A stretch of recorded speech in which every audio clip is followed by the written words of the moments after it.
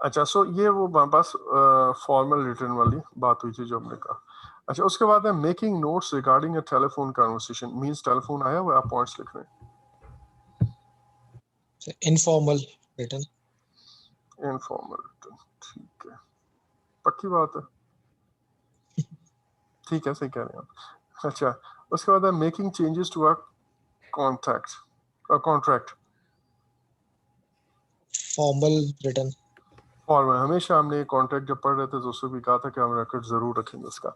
Informing a team member about poor performance, first notice. और फिर आगे इनफॉर्मल है, वर्बल। अच्छा पहले वाला इनफॉर्मल वर्बल है, बट समटाइम्स आपकी ऑर्गेनाइजेशन के अंदर प्रोसीजर ये होता है कि यार पहली दफ़ा आप बुला के उसको सिर्फ इन्फॉर्म करें, कोई एक्शन ना लें। और वो बाज़ दफ़ा होता है कि एक रिटन नोटिस भी सर्व होता है, अगर वो प्रोसेस है ना तो फिर वो रिटन हो जाएगी, इनफॉर्मल रिटर्न हो जाएगा। लेकिन हाँ, लेकिन वो फिर फॉर्मल रिटर्न हो जाएगा क्योंकि वो एक स्टेप है प्रॉपर एक प्रोसीजर के तौर पे। अच्छा, और उसके बाद सेकंड वार्निंग तो ऑब्वियसली हम उसको कोशिश करेंगे कि अब इसको रिकॉर्ड पे लें ना, अब हम इसको फॉर्मल रिटर्न फॉर्म में दे दें। अच्छा, उसके बाद है स्केजुलिंग अ मीटिंग। अच्छा, इसका मतलब थोड़ा सा पहले मैं बता दूं, जो बुक के पर्सपेक्टिव में वो ये कह रहा है कि आपने एक मीटिंग स्केड्यूल करनी है, तो उसके लिए जो डिस्कशन और जो कोऑर्डिनेशन करनी है वो कैसे होगी। Informal informal, verbal. और वो रिटर्न कह रहा है, दैट मीन्स कि आपने मेल भेजी, व्हाट्सएप किया, वट एवर, कि यार जैसे ठीक। आप अपनी व्हाट्सएप ग्रुप में पार्टी प्लान करते हो या इवेंट प्लान करते हो, ठीक है, ये उस तरह की चीज़ है। अच्छा, बट अगेन यहाँ पे ये वर्डिंग बहुत शॉर्ट है, ज़ाहिर है वो सिनेरियो पूरा कवर नहीं हो रहा, बट मैं आपको ये ज़रूर बताऊंगा कि जो हमारे पास पीएमपी एग्जाम में आता है वो ज़ाहिर स्टेटमेंट पूरी होती है और आपको ज़्यादा क्लैरिटी आती है। फिर clarifying a work package, work package मुझे क्लैरिफाई करना है कि यार ये किसका काम है या इस वर्क पैकेज के अंदर क्या कुछ है, इसके लिए मैं क्या करूंगा। फॉर्मल फॉर्मल है, और क्या है, रिटर्न है या वर्बल है। रिटर्न होगा। रिटर्न अभी हमने कहा स्कोप, कॉस्ट, और ये क्योंकि प्लान है ना, ये रिस्पॉन्सिबिलिटी मुझे असाइन करनी है बेसिकली। फिर रिक्वेस्टिंग एडिशनल रिसोर्सेज, अगेन इसका भी कोई हमारे पास फॉर्मल रिटर्न ही। फॉर्मल रिटर्न डॉक्यूमेंट होना चाहिए। Trying to discover the root cause of a problem, एक प्रॉब्लम है, हम उसकी रूट कॉज करना चाह रहे हैं, तो वो जनरली डिस्कशन पॉइंट बनता है आपका, और उसमें आप कहते हो कि यार ये प्रॉब्लम है, ये भी हो सकता है, ये भी हो सकता है, तो वो एक इनफॉर्मल जो ब्रेनस्टॉर्मिंग सेशन जैसे होता है ना, उस तरह की बात है। अच्छा, sending an email to ask for clarification of an issue. Formal verbal. Form, हाँ, ईमेल भेज रहे हैं, वर्बल तो नहीं सॉरी। होगा ना, रिटर्न है, ठीक है, इनफॉर्मल रिटर्न। अच्छा, उसके बाद है holding a milestone party, again जैसे हम स्केजुलिंग अ मीटिंग की बात कर रहे थे, ये इन्फॉर्मेशन काफी नहीं है। Holding a milestone party, again ये आप डिस्कशन कर रहे हो, फोन पे बुला रहे हो, यार आ जाओ, ये इन्फॉर्मेशन काफी नहीं है, ठीक है। Then conducting an online bidder conference, now ये वो कॉन्ट्रैक्ट वाली बात है, तो ये क्या होगा, formal formal verbal. Return. Formal. हाँ, अच्छा, अब ये देखें कि बिडर कॉन्फ्रेंस कर रहा है, दैट मीन्स ये कन्वे कर रहे हैं अरेंजमेंट, ये जितनी भी चीजें ना स्केजुलिंग कर रहे हैं, मीन्स आप अभी कॉल कर रहे हैं, लोगों से पूछ रहे हैं, ठीक है। और इसी तरह ये होल्डिंग कर रहे हैं, यहाँ पे मुराद भी यही है कि आप जो उससे पहले एक मीटिंग होल्ड करनी है तो जो अरेंजमेंट कर रहे हैं, और यहाँ पे भी आपको बिडर कॉन्फ्रेंस कंडक्ट करनी है, तो आप लोगों को जो बताओगे वो फॉर्मल रिटर्न नोटिस होगा, इससे ये मुराद है। अदरवाइज तो जाहिर है बिडर कॉन्फ्रेंस वर्बल होगी ना, रिटर्न तो नहीं होगी, ऐसे ही है ना। कॉन्फ्रेंस जी जो है सर। वो तो रिटर्न, सॉरी, फिर वो वर्बल हो सकती है। वर्बल होना अच्छा, चाहिए। अच्छा, उसके बाद आगे आते हैं जी, कुछ और इम्पोर्टेंट, अभी ना हम ये प्लान बनाने के लिए ही सारी चीजें हम प्लान के अंदर ही पढ़ जाएंगे कि यार कम्युनिकेशन को करने के लिए कुछ इंपॉर्टेंट बातें हैं, वो पता होंगी तो आप प्लान भी अच्छा बना लेंगे, अगर आपको पता नहीं होगा तो आप प्लान भी नहीं बना सकेंगे। अच्छा, अब मैंने तो मैनेजमेंट के अंदर जो है ना 7 C's ऑफ कम्युनिकेशन पढ़ा था, 7 C's ऑफ कम्युनिकेशन। अच्छा, अब ये पे यहाँ पे 5 C's ऑब्वियसली, हम इन्हीं 5 C's की बात करते हैं। अगेन ये एग्जाम पर्सपेक्टिव से जो है ना, आप इसको, ये कोई इतनी इंपॉर्टेंट चीज़ नहीं है, लेकिन कम्युनिकेशन के बारे में कुछ इंपॉर्टेंट पॉइंट्स हैं जो आपको पता होंगे तो आपको फायदा जरूर होगा। अच्छा, मसलन पहली बात, आप जो भी वो करेंगे उसमें ग्रामर और स्पेलिंग की करेक्शन बहुत बहुत ज़रूरी है। ये अगर आपको खुदा ना खास्ता पुअर ग्रामर वाले प्रॉब्लम से डील करना पड़ा तो sometimes it it becomes so messy. आपको कोई ये कह रहा होता है, कहना ये चाह रहा होता है कि यार you are required to do this thing, ठीक है? और वो आपको जो है ना यू डिड दिस थिंग की टेंस में जाके बात करता है, तो बिल्कुल मीनिंग चेंज हुआ होता है। अच्छा, फिर कंसाइज़ होनी चाहिए, वेल क्राफ्टेड होनी चाहिए, मीन्स टू द पॉइंट हो, क्रिस्पी हो, उसके अंदर कोई एडिशनल वो ना हो, कोई झोल ना हो उसके अंदर। फिर क्लियर हो और पर्पसफुल हो, उसमें एम्बिग्यूटी नहीं होनी चाहिए, जिसको अनएम्बिगुअस आप बात करते हो, बिल्कुल टू द पॉइंट क्लियर हो, और हर बात का कोई मकसद हो। ये ना कोई बात तो समझ आ रही है, लेकिन भाई यहाँ पे क्यों कर रहे हो, मुझे क्यों बता रहे हो ये चीज, या इस टॉपिक के अंदर हम ये बात क्यों डिस्कस कर रहे हैं, मेरे ईमेल एक आ रही है, उस एक टॉपिक चल रहा है ना उस ईमेल का, तो ये बात दरमियान में क्यों बताई गई है, तो उसके पीछे कोई रीजन हो। एक इसी से आगे एक बात होती है कि coherent and logical and control flow of words and ideas, ये ऑलमोस्ट मिलते ही हैं। कोहेरेंट क्या होती है, आपकी बातों में कुछ रब्त होना चाहिए। रब्त होने से मुराद क्या है, अगर मैं कहूँ कि यार मैं एक एक कह लें कोई ड्रंक पर्सन है, गॉड फॉरबिड, और वो कहता है कि जी एक बात वो चांद की करता है, अगली बात जो है ना वो प्रेसिडेंट ट्रम्प की कहता है, और फिर वो सब्जी मंडी के रेट्स बताता है, तो उनकी बातों में कोई रब्त नहीं है। उसको हम कहते हैं इनकोहेरेंट स्पीच या इनकोहेरेंट टॉक या इनकोहेरेंट लेटर। हम ये चाहते हैं कि यार हमारी बातों में रब्त हो, एक बात से दूसरी बात निकले और आप अपने कंक्लूजन की तरफ बढ़ते चले जाएं, और उसके अंदर एक लॉजिकल कनेक्शन, एक लॉजिकल फ्लो नजर आना चाहिए बातों में, ठीक है? अच्छा ये बात की, अच्छा इसका ये मतलब है, ये मतलब है, ये मसला है, देयरफॉर हम ये चाहते हैं, सो आपसे ये दरखास्त है कि ये कर दें, तो इस तरह की बात एक लॉजिकल फ्लो के साथ चलनी चाहिए। अच्छा, तो ये 5 सीज़ हैं कम्युनिकेशन के जो यहाँ पे लिखे हुए हैं। अब हम आते हैं कम्युनिकेशन मॉडल की तरफ। कम्युनिकेशन मॉडल जो है वो मल्टीपल टाइप्स के हो सकते हैं। बेसिकली ये जो कम्युनिकेशन मॉडल का कॉन्सेप्ट लिया गया ना, ये मॉडल का कॉन्सेप्ट लिया गया उधार जो इलेक्ट्रॉनिक्स या कम्युनिकेशन जो टेक्निकल है इंजीनियरिंग साइड से, वहाँ से। इंजीनियरिंग साइड में वो एक बात उन्होंने मतलब इनिशियली एक मॉडल बनाया कि यार अगर आपको लेट्स से टेलीफोन है, टेलीफोन के अंदर जब शुरू में बना, तो या वायरलेस कम्युनिकेशन हुई, तो उन्होंने कहा कि यार ये क्या है, इसके अंदर क्या होता है, तो वो कहते हैं जी कि एक आपका मैसेज होता है जो फॉर एग्जांपल ऑडियो में होता है, ठीक है जी? ऑडियो मैसेज को हम चेंज करते हैं इलेक्ट्रिकल सिग्नल, तो हमारा एक मैसेज होगा, उसको कहता है कि वो इनकोड हो जाएगा इनटू अ डिफरेंट टाइप और डिफरेंट फॉर्म, और वो इलेक्ट्रिकल सिग्नल होगा। फिर तार पे हम उस इनकोडेड मैसेज को भेजेंगे, और वो बिजली की शक्ल में दूसरे तरफ टेलीफोन पे पहुंच जाएगा।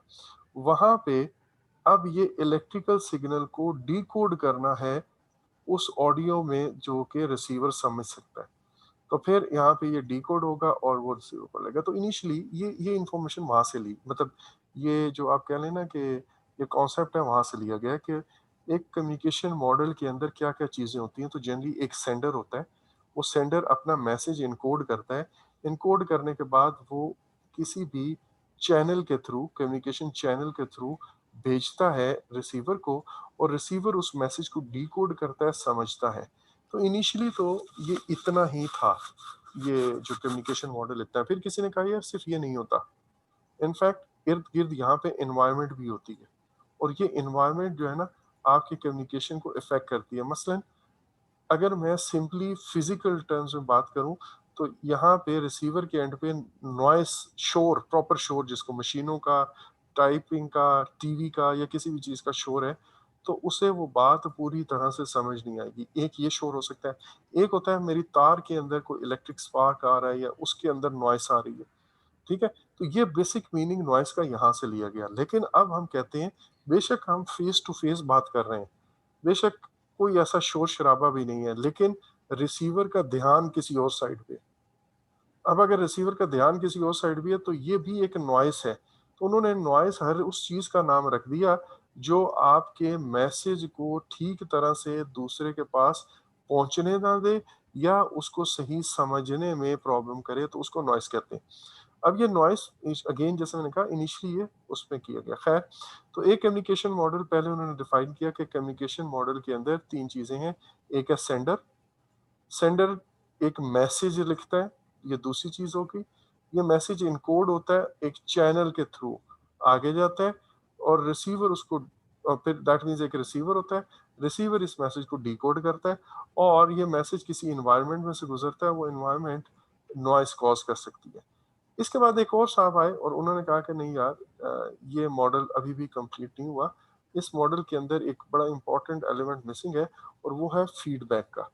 तो उन्होंने कहा कि जी फीडबैक भी इस चैनल का हिस्सा है, तो यहाँ से अब जो रिसीवर है वो एक मैसेज वही अगेन एनकोड करेगा और यहाँ पे ये जो है साहब ये रिसीव करेंगे और वो हमारे पास फीडबैक देंगे। तो अब ये वाला जो मॉडल है, इसके अंदर जनरली वो एनवायरनमेंट की बात तो नहीं करते, लेकिन एक सेंडर मैसेज भेजेगा और एक रिसीवर मैसेज को डिकोड करके सुनेगा और फिर अपना फीडबैक देगा। इसको हम कहते हैं इंटरेक्टिव मेथड। ठीक है? तो हमने अपने प्रोजेक्ट मैनेजमेंट के ऊपर जनरली हम जो मेथड यूज़ करते हैं वो है इंटरेक्टिव मेथड, जिसके अंदर एक सेंडर है, एक रिसीवर है और फिर एक कंफर्मेशन आती है, ये फीडबैक आता है कि आपका मैसेज सही तरह से समझ चुके हैं और हम उस पे एक्शन ले लेंगे। अच्छा, अब हमारे पास कम्युनिकेशन को जो रिसीवर है वो डिकोड करेगा तो उसमें कुछ प्रॉब्लम्स आ सकते हैं। जैसे मैंने कहा वो प्रॉब्लम्स क्या-क्या हैं? रिसीवर का परसेप्शन ऑफ द मैसेज। आपका रिसीवर ना कुछ फ़िल्टर अपने माइंड में अगर ये लगा ले कि यार ये तो कहता ही रहता है, या टॉप मैनेजमेंट की तो ये आदत है, यार ये हर दफ़ा कहते हैं अर्जेंट है, जल्दी कर दो, या इस तरह की बातें।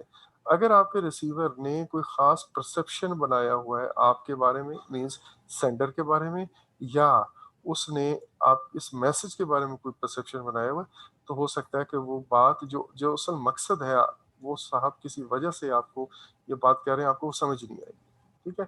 इसी तरह कोई एवरीडे डिस्ट्रैक्शन है, चाहे वो फिज़िकल नॉइज़ हो या अदरवाइज़, वो आपको बताता है। और लैक ऑफ इंटरेस्ट भी एक नॉइज़ है। So anything which puts a hurdle in the proper understanding of the message which has been sent to you, उसको हम कहते हैं नॉइज़। अच्छा, अब मॉडल जो है, जैसे मैंने कहा कि इस मॉडल के अंदर भी जो हमने इंटरैक्टिव मेथड पढ़ा, उस मॉडल के अंदर भी नॉइज़ जो है वो फैक्टर होता है। ठीक है, हमेशा।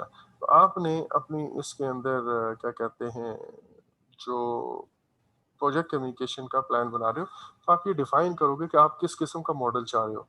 बाज़ दफ़ा आपको फीडबैक नहीं चाहिए होता, बाज़ दफ़ा चाहिए होता। मसलन अगर मैंने एक अनाउंसमेंट करनी है कि जो है मुहर्रम की ये दिन छुट्टी होगी, या ईद मिलादुन नबी की ये दिन छुट्टी होगी, या 1 मई की छुट्टी होगी, या ईद की इतनी छुट्टियाँ होंगी। अब इसमें मुझे रिप्लाई नहीं चाहिए भाई। यहाँ पे जो फीडबैक आएगा वो एक्शन के थ्रू आएगा। लोग उस दिन नहीं आएँगे, ठीक है? तो ये आप डिसाइड करते हो कि आपको कौन-सा मॉडल चूज़ करना है। अच्छा, अब हम ये देखते हैं कि यार जो मेरी कम्युनिकेशन है, जो एक्चुअल मेरा एम है वो ये है कि मेरी कम्युनिकेशन इफेक्टिव हो और मेरी कम्युनिकेशन एफिशिएंट हो। अच्छा, अब हमारे पास हम जो मैसेज एनकोड करेंगे, वो एन्कोडिंग किस तरह होगी? या तो हमने पढ़ा कि यार रिटन वर्ड्स में होगी, ठीक है? या फिर वो वर्बल वर्ड्स में होगी, लिख के अल्फाज को जामा पहनाएँगे, या तो तस्वीरें बनाएँगे या वर्बली बताएँगे। अब वर्बल कम्युनिकेशन के अंदर भी 2 एलिमेंट्स हैं। एक है वर्ड्स एंड फ्रेजेस, जो अल्फाज आप यूज़ कर रहे हो, जो सेंटेंसेस आप बना रहे हो, जो आपका जो ख़्याल आपके माइंड में आया है, उस मैसेज को, उस ख़्याल को अब आप एनकोड कर रहे हो, ट्रांसलेट कर रहे हो इनटू वर्ड्स एंड फ्रेजेस। तो हम ये देखना चाहेंगे कि यार वो जो वर्ड एंड फ्रेजेस हम यूज़ करते हैं, ज़ाहिर है वो हम वही यूज़ करेंगे जो मैसेज को कन्वे करने के लिए है। लेकिन ये सिर्फ़ काफ़ी नहीं है। इसके साथ कुछ नॉन वर्बल फैक्टर्स भी होते हैं। मीन्स बोलते हुए कभी आपकी पिच, कभी आपकी टोन, कभी आपकी वॉइस का ऊपर-नीचे होना, ये पॉज़ देना, तेज़ी से बात करना, ऊँचा बात करना, ये सारी की सारी पिच एंड टोन, ये भी इन अल्फाज के मीनिंग को ज़्यादा बेहतर बनाती हैं या ज़्यादा क्लियर करती हैं। सेम तरह के अल्फाज लो टोन में बात किए हुए और सेम तरह के अल्फाज हाई पिच में, हाई टोन में बात किए हुए, उन दोनों के मैसेज में बड़ा फ़र्क हो जाता है।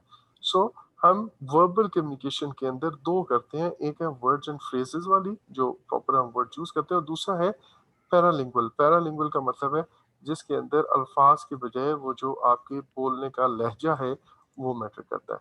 अच्छा, और जो नॉन वर्बल कम्युनिकेशन है, non verbal communi non verbal communication के अंदर हम ये देखते हैं कि आपके gestures, facial expressions, body language वो क्या है।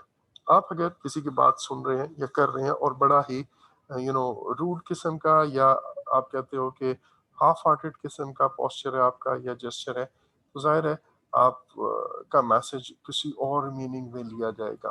ठीक है। सो आपने जो कम्युनिकेशन इफेक्टिवनेस है, हम इस वक्त बात कर रहे हैं वर्बल कम्युनिकेशन की। तो वर्बल कम्युनिकेशन के अंदर दो बातें हैं। एक है वर्बल, जिसको हम कहते हैं वर्ड्स एंड फ्रेजेस, और दूसरी उसी के अंदर है पैरालिंगुअल। और इधर है non verbal features of your communication, means आपकी बॉडी लैंग्वेज, आपके फेशियल एक्सप्रेशंस, जो आपके जेस्चर्स हैं वो।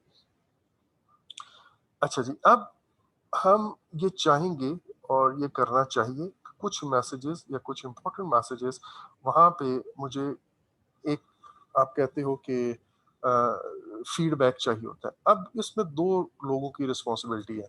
एक तो ज़ाहिर है जो सेंडर है, वो ये सोचे, ये कन्फर्म करे कि यार आपको ये बात समझ आ गई, स्पेशली जहाँ पे मल्टीकल्चरल एलिमेंट्स हैं। तो आप उन्हें कहो कि यार ओके लेट्स क्या कहते हैं, मैंने एक मैसेज दिया और उस मैसेज में मैंने उनको कहा कि यार now let's discuss it again, या लेट्स समराइज दिस टॉपिक। और उस समराइज में मैं कहूँगा कि अच्छा जी, पहली बात मैंने क्या की ये, सो आपने अभी क्या क्या एक्शन लेनी है, number 1 this, number 2 this, number 3 this. So उसे कंफर्म कर लें, can you repeat this thing. और बाज़ दफ़ा ताकि उसे क्लैरिटी हो जाए कि हाँ, वो जो मैंने बोला है उसने वही समझा। और इसी तरह रिसीवर की भी अपनी रिस्पॉन्सिबिलिटी है। रिसीवर को भी ये मेक श्योर करना है कि भाई जो वो समझ रहा है, जो मैसेज उसे पता चला है, वो पूरा है और उसे पूरी तरह समझ भी आ गया।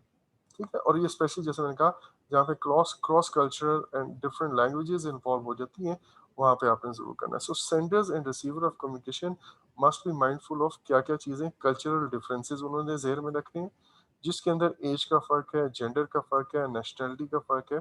ठीक है। और ये आपने अपनी कम्युनिकेशन को जब आप प्लान कर रहे हो, इस वक्त हम प्लान कर रहे हैं, उसको भेज रहे हैं और उसको जो समझ रहे हैं, ये सारी बातें आपने उस वक्त माइंड में रखनी ज़रूर है। सॉरी। अच्छा, सो हम अपनी कम्युनिकेशन की सिर्फ ये नहीं देखेंगे कि वे कौन सी टाइप्स होंगी, बल्कि हम ये भी देखेंगे कि हमें जो रिसीवर है उससे मैसेज कैसे कंफर्म कराना है। ठीक है। तो हमारे पास ये जो कम्युनिकेशन मैनेजर प्लान है, वो स्टेक होल्डर्स की तमाम कम्युनिकेशन नीड जो है वो सम अप करता है। अच्छा, अभी एक और बात यहाँ पे, वो है इफेक्टिव लिस्टिंग। अगर आप देखें, एक अभी तक जो हमारा जो बात करने का अंदाज था वो था from sender's point of view. लेकिन उस जब सेंडर आपको मैसेज भेज रहे, रिसीवर क्या करे। ये इफेक्टिव लिस्टिंग के बारे में मैंने आपको कल भी बताया था कि ये सिंपली मियर लिसनिंग नहीं है, सिर्फ मैसेज की हेयरिंग नहीं है। रादर आप अपने अटेंशन से, अपने एक्शन से, अपने पोस्चर से और अपने रिस्पॉन्स से ये शो करते हो कि आपको बात पूरी समझ आ रही है और आप बात को ठीक तरह से सुन रहे हो। तो इसके अंदर जो लिसनिंग है वो रिसीवर क्या करता है, इसके अंदर रिसीवर कंफर्म करता है कि आप सुन रहे हो। मसलन आप जब बात कर रहे होगे तो मैं साथ में कहूँगा, मतलब इस तरह की बात कहूँगा, हाँ आई सी, ओके, हम्म। तो ये जो अल्फाज हैं, ये बेसिकली कंफर्म कर रहे हैं कि आप दूसरे को, या इवन सर का हिला देना, ये आपको शो करता है, नॉडिंग योर हेड, कि जी आप बात सुन रहे हैं। उसके बाद आप सिर्फ सुनते जो है ना, एग्री अगर करते रहेंगे हर बात से, या उसको बोलेंगे नहीं, तो मुझे यही लगेगा कि हाँ यार, ये बस सर हिलाते जा रहे हैं और हाँ हाँ कहते जा रहे हैं। सॉरी। तो सेंडर को ये बताना होता है, या सॉरी, ये यकीन दिलाने के लिए कि आप बात वाकई सुन रहे हैं और इफेक्टिव लिसनिंग कर रहे हैं, उसके लिए आपने ये चाहेंगे कि आप अपना जो एग्रीमेंट्स हैं, और सॉरी एक्टिव लिसनिंग कर रहे हैं, आप अपना एग्रीमेंट और डिसएग्रीमेंट शो करें। ठीक है। उससे आपकी इन्वॉल्वमेंट का पता चलेगा, आपकी एक्टिव लिस्टिंग का पता चलेगा। Then ask for clarification when necessary. और अगर कोई दरमियान में पॉज आता है या आपको कोई डाउट होता है, तो आप जरूर पूछें, अच्छा यार एक आगे बढ़ने से पहले मुझे काइंडली ये बताइएगा कि ये क्या है। वो फिर आपको बताएगा, समझेगा, okay now I got it, अब आप आगे चलें। तो इस तरह से पता चलता है कि आप वाकई एक्टिव लिस्टिंग कर रहे हैं। अच्छा, अगर आपका मैसेज जो है वो पूरी तरह रिसीवर को समझ नहीं आया, तो रिसीवर को चाहिए कि उसको क्लैरिफाई करे। ठीक है। उसको खुद से कोई चीज़ अज्यूम करने की ज़रूरत नहीं है, and that it is far better अगर आपको लगता है एज़ अ रिसीवर कि यार ये एम्बैरेसमेंट की बात है कि मुझे बात समझ नहीं आई, तो ये उस एम्बैरेसमेंट से बहुत कम होगी जो आपको गलत समझ आ गई और आपने कोई गलत एक्शन ले लिया, उससे आना है। तो अच्छा जी, अब आते हैं कम्युनिकेशन टेक्नोलॉजी हम कौन-सी यूज़ करेंगे और उस टेक्नोलॉजी के अंदर भी बेस्ट टेक्नोलॉजी या ऑप्टिमल टेक्नोलॉजी, यहाँ पे ऑप्टिमल टेक्नोलॉजी से क्या मुराद है? देखिए, मैं कहता हूँ कि यार सबसे अच्छा लेट्स से सबसे अच्छा जो मैं एक हाइपोथेटिकली बात कर रहा हूँ, कम्युनिकेशन का वे है ना, वो ये है कि हम फेस टू फेस मिलें। लेकिन भाई फेस टू फेस नहीं मिल सकते, टीम मेंबर्स रोज़ इकट्ठे नहीं हो सकते, तो अब क्या? अब मैं कहता हूँ कि यार अच्छा फिर टेलीफ़ोन पे मिलें, उस पे ये मसला है, अच्छा वीडियो कॉन्फ्रेंसिंग कर लेंगे, उस पे ये मसला है। तो सबके कुछ ना कुछ पॉजिटिव्स एंड नेगेटिव्स होंगे। तो हम ये कहते हैं कि यार अच्छा गिवन सर्कमस्टेंसेस को सामने रखते हुए जो बेस्ट पॉसिबल है, हालाँकि बेस्ट अगर कहूँ मैं प्लेन टर्म्स में बेस्ट कहूँ तो वो तो मैं कह रहा हूँ फेस टू फेस है। ये एग्ज़ाम्पल के तौर पे कह रहा हूँ। लेकिन अब ये बेस्ट पॉसिबल नहीं मतलब मुमकिन नहीं रहा मेरे लिए। तो जो भी इससे आगे बेहतरीन सॉल्यूशन निकल सकता है उसको हम कहेंगे कि ये मैं ऑप्टिमल टेक्नोलॉजी यूज़ कर रहा हूँ। तो फेस टू फेस होगी, फ़ोन पे होगी, राइटिंग में होगी या इंस्टेंट मैसेजिंग के थ्रू होगी या हम ईमेल के ज़रिए करेंगे या हम क्या कहते हैं वो उसका वो यूज़ करेंगे, क्या फैक्स मशीन यूज़ करेंगे व्हाटएवर। तो ये मेरे पास in fact deciding about the technology वाली बात है। अच्छा अब हम जो टेक्नोलॉजी चूज़ करेंगे उसके बारे में कि मुझे कौन-सी टेक्नोलॉजी चूज़ करनी चाहिए, ये कुछ क्वेश्चंस हैं और बड़े अच्छे से आपको ये क्लैरिटी दे देंगे कि यार अच्छा ये फैक्टर्स मुझे कंसीडर करने हैं। मसलन would it be better to communicate the information in person or virtually? बाज़ दफ़ा वर्चुअल इंफॉर्मेशन मसलन अगर मैं मैथमेटिकल क्वेश्चंस आपको लेट्स से पढ़ा रहा हूँ और मैथ्स पढ़ाना चाह रहा हूँ, तो वहाँ पे मे बी वर्चुअली ना वो ज़्यादा बहुत अच्छे ना हो शायद। उसके लिए मुझे इन पर्सन पढ़ाना पड़ेगा। इसी तरह बाज़ मैटर्स ऐसे होते हैं जहाँ पे आप कहते हो कि यार मैं इन पर्सन जाके मिलूँगा। देन डिपेंड करता है आप किससे मिल रहे हो, उसकी पोस्ट क्या है, जो आप मुद्दा लेके जा रहे हो वो क्या है एंड सो ऑन। तो ये डिपेंड करता है उन चीज़ों पे। Then would it be better to communicate through an email or phone call? पता चले ईमेल जो है वो साहब देखते ही ना हो, आपने किसी को भेज दिया तो मैं ईमेल सेंड करके या फ़ोन कॉल कर लूँगा या फ़ोन पे ही डिस्कस कर लूँगा। देन समटाइम्स ईमेल जो है ना वो इनबॉक्स में पड़ी रहती है और बड़ा रूटीन पे इसकी लो प्रायोरिटी होती है। लेकिन अगर कोई पोस्टल मेल आ जाए लिखी हुई, तो उसको लोग बड़ी वैल्यू देते हैं। ठीक है? तो मैंने ये भी देखना है। Then what technology is the team familiar with and comfortable with? अपनी तरफ से मैंने कहा यार एमएस टीम्स यूज़ करेंगे। यार एमएस ये सॉरी ये जो ज़ूम मीटिंग्स है वो यूज़ करेंगे और जो मेरे टीम मेंबर्स हैं उन्हें पता ही ना हो इसका। वो सारे के सारे उनको करना ही ना आते हो और वो रिलक्टेंट हो और वो आधा प्रोजेक्ट तो इसी चीज़ को सीखने में गुज़ारते हैं। फिर इन्फॉर्मेशन कितनी जल्दी चाहिए? अगर इमीडिएट नेचर की है मे बी मैं कॉल कर लूँगा। अदरवाइज़ आई मे वेट कि जी ईमेल भेज दूँ या लेटर भेज दूँ, 10 दिन में मिल गया तो ख़ैर है। अच्छा फिर सिक्योरिटी और कॉन्फिडेंशियलिटी के इश्यूज़ भी हैं। इसमें आपको ये पता चलता है कि यार किसको भेजनी है, किसको नहीं भेजनी और ऑब्वियसली अगर मेरे पास कोई कॉन्फिडेंशियलिटी के इश्यूज़ हैं, तो मैं फिर उसको ओपन कम से कम नहीं भेजूँगा, मैं कॉपी सबको नहीं करूँगा, मैं लिमिटेड ऑडियंस को भेजना चाहूँगा। तो ये कुछ क्वेश्चंस हैं जो आप अगर अपने आप से पूछें, तो आपको बहुत सारी चीज़ें समझ आ जाएँगी।